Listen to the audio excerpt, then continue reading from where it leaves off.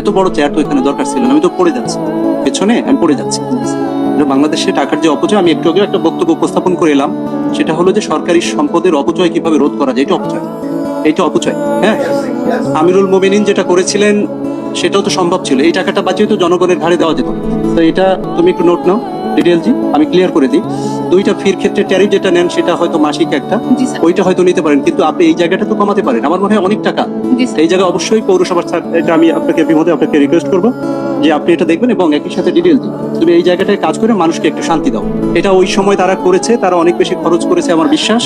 এটা অত্যন্ত অ্যাম্বিশাস একটি চিন্তা চেতনার মধ্য দিয়ে তারা করেছিল। এই অ্যাম্বিশাস এই কারণেই হয়েছে আজকের এই চেয়ারের কারণে। ঠিক আছে, এত বড় চেয়ার বাংলাদেশে দরকার নেই, আমাকে না দিলেও হতো।